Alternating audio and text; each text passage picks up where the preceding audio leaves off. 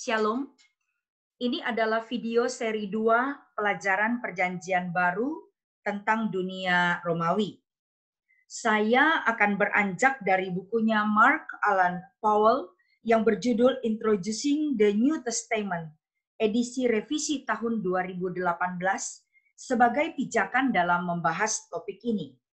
Namun demikian, saya tidak membahas semua bagian yang disampaikan oleh penulis, tetapi mengangkat pembahasan sesuai tujuan pembelajaran dan menambahkan dari buku sumber lain beberapa bagian pada tulisan Mark Alan Powell sesuai kebutuhan.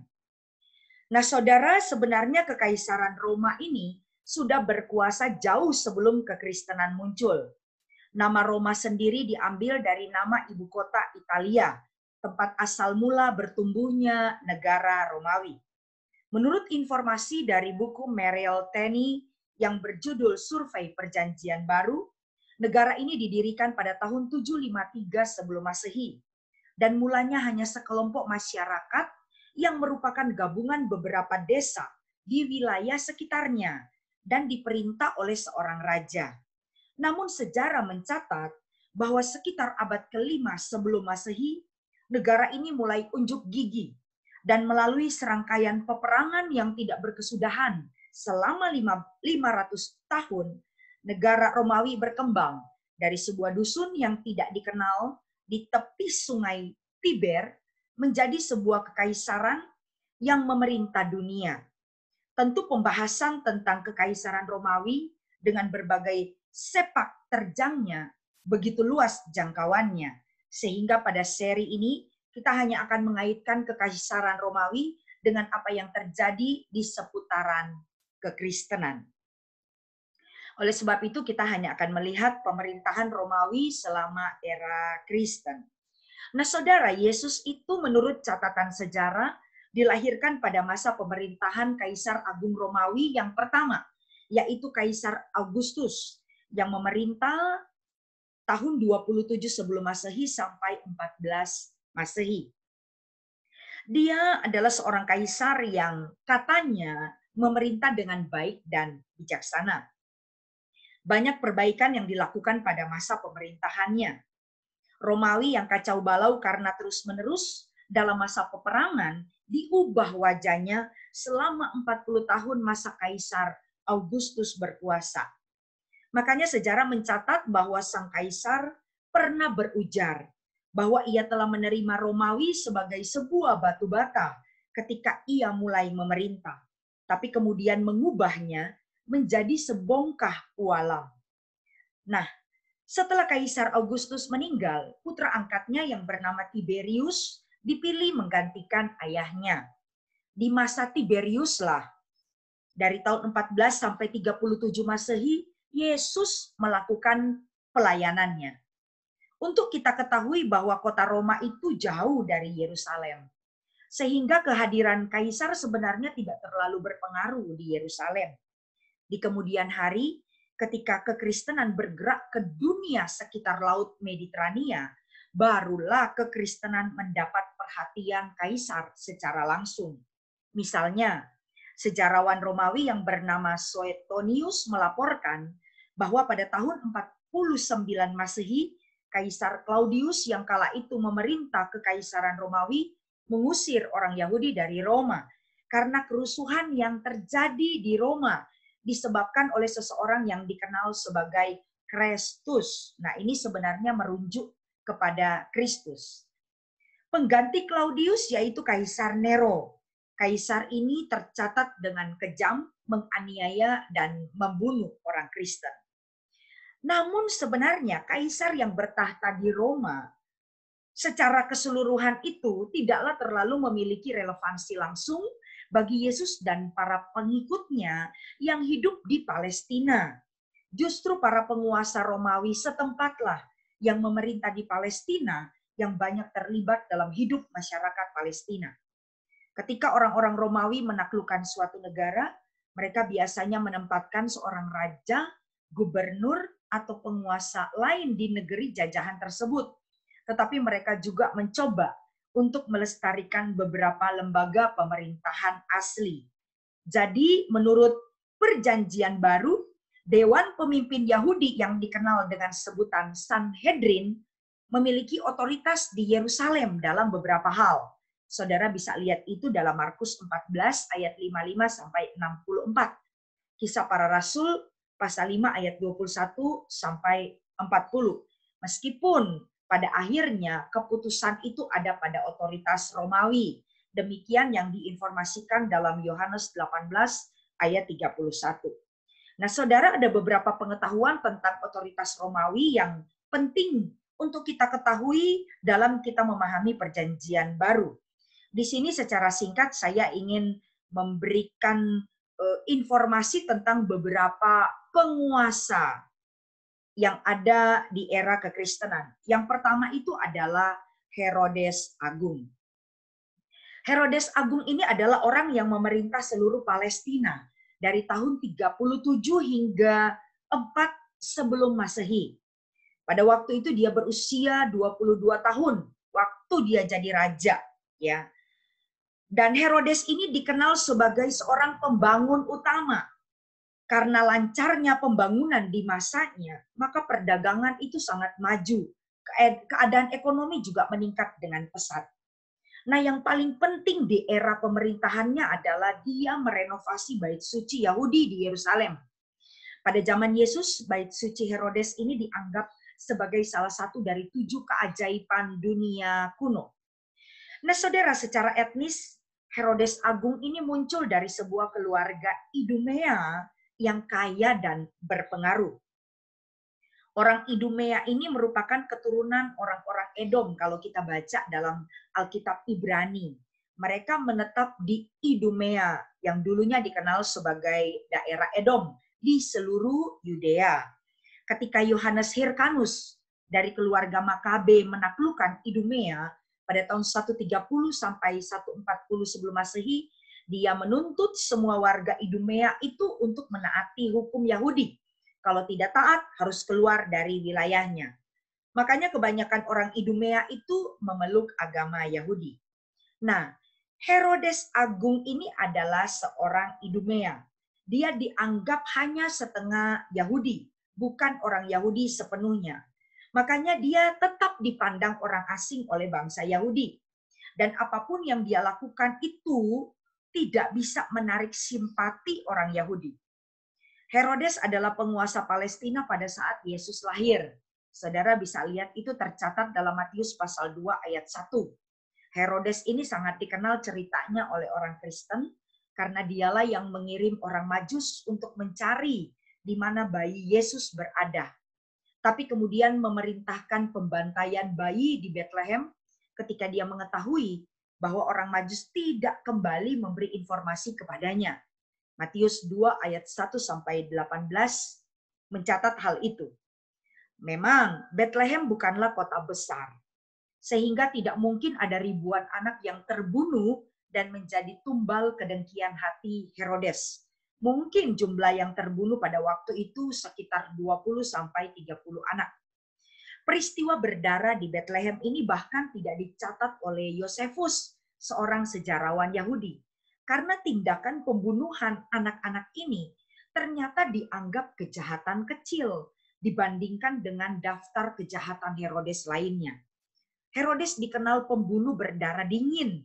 Dia tega menghabisi siapa saja yang dianggapnya ancaman bagi kekuasaannya, bahkan termasuk keluarganya sendiri. Oleh karena itu berbagai perbuatan berdarah banyak terjadi pada masa kekuasaannya. Ia menjadi otak pembunuhan saudara laki-laki dari istrinya karena orang tersebut disayang oleh masyarakat Yerusalem.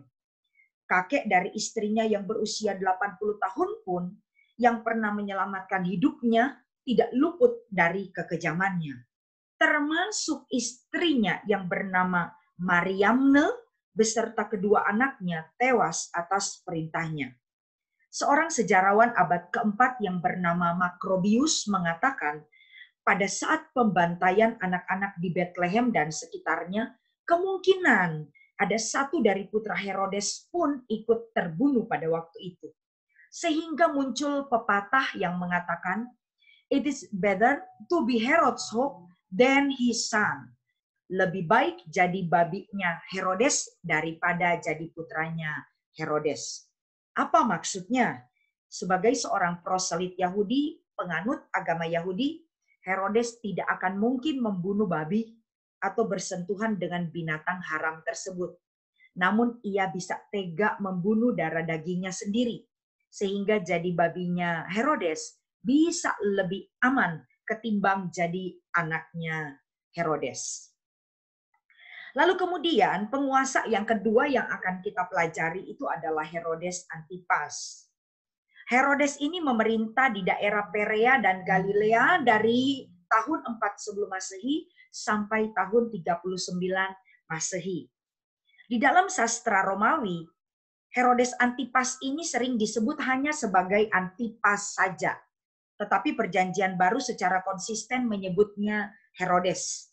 Dan ini dapat menyebabkan beberapa kebingungan. Karena Herodes Agung juga disebut Herodes dalam Perjanjian Baru. Bagaimanapun juga Herodes Antipas ini memerintah wilayah yang jauh lebih sedikit daripada Herodes Agung.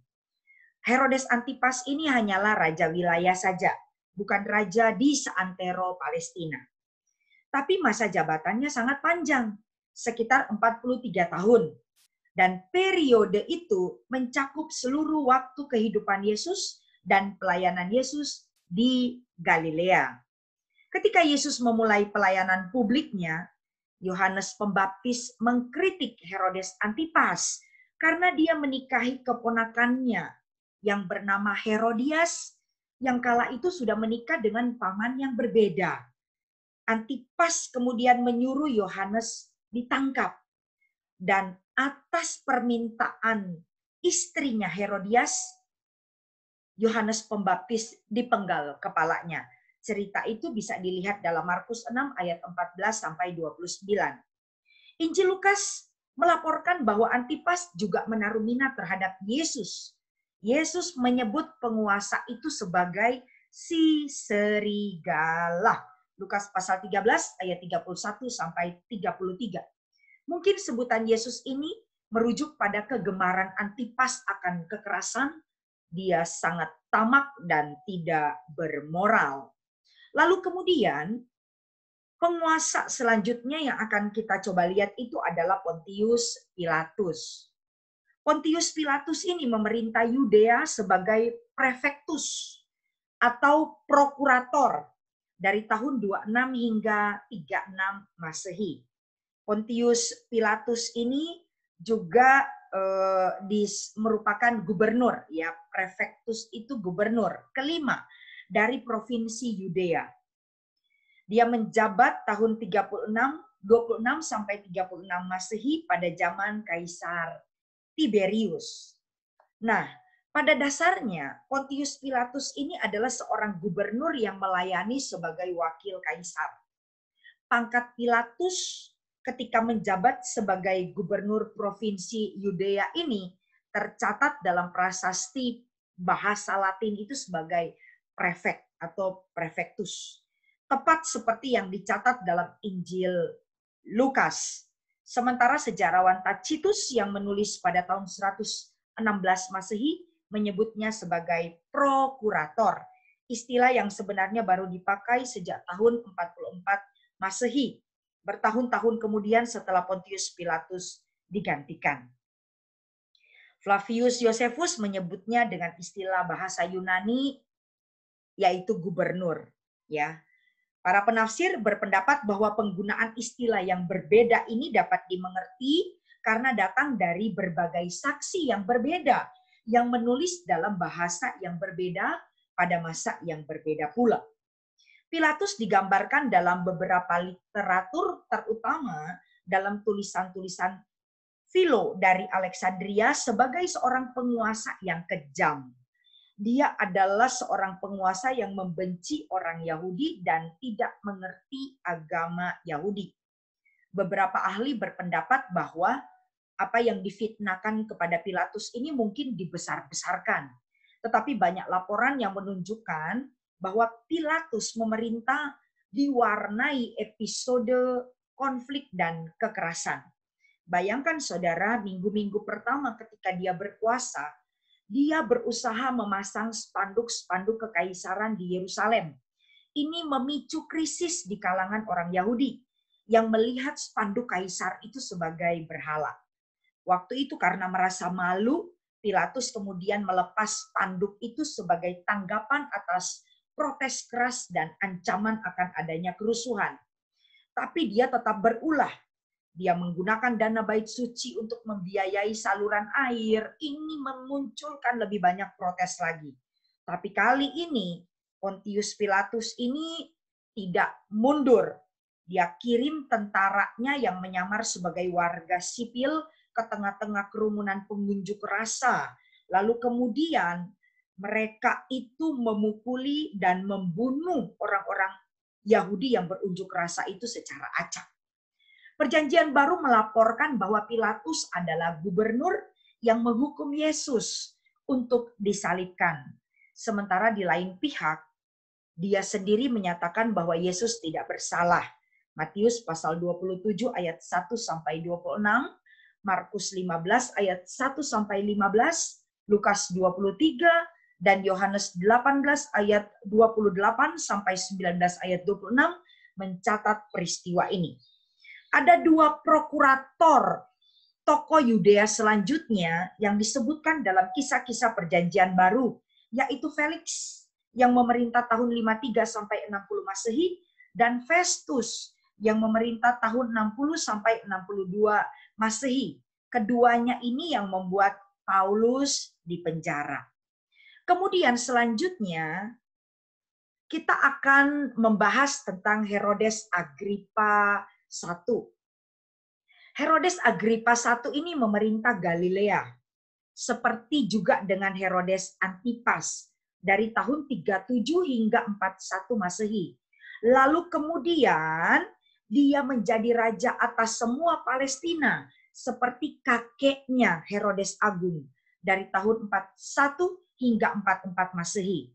Dia juga hanya disebut Herodes di Perjanjian Baru. Inilah yang bisa membingungkan bagi para pembaca yang tidak menyadari bahwa ada 3 orang berbeda yang menyandang nama itu.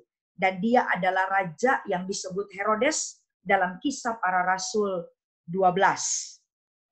Menurut Flavius Josephus, Herodes Agripa ini juga dikenal sebagai Agripa Agung pada zamannya. Dan orang yang disebut Agripa dalam Kisah Para Rasul 25 ayat 13 sampai 26 ayat 32 itu bukanlah dia, tetapi penguasa Galilea selanjutnya yang oleh para sejarawan disebut Herodes Agripa II. Nah, Herodes Agripa I ini adalah seorang yang populer secara politik. Dia juga adalah penguasa yang sukses. Dia menganiaya gerakan kekristenan yang pada waktu itu masih sangat muda di Yerusalem. Dialah yang membunuh murid Yesus yang bernama Yakobus dan memenjarakan Petrus. Ini dicatat dalam Kisah Para Rasul 12 ayat 1 sampai 3. Herodes Agripa I kemudian meninggal dengan cara yang mengerikan yang diatributkan oleh Perjanjian Baru sebagai tanda murka ilahi. Itu dicatat dalam Kisah Para Rasul 12 ayat 20 sampai 23. Nah, saudara, ada banyak penguasa yang memerintah pada waktu itu, baik kaisar yang ada di Roma maupun penguasa-penguasa lokal di Yudea dan di Palestina. Tetapi yang saya angkat di sini adalah orang-orang yang memiliki hubungan langsung dengan era kekristenan, khususnya di mana Yesus melayani. Puji Tuhan, Tuhan memberkati.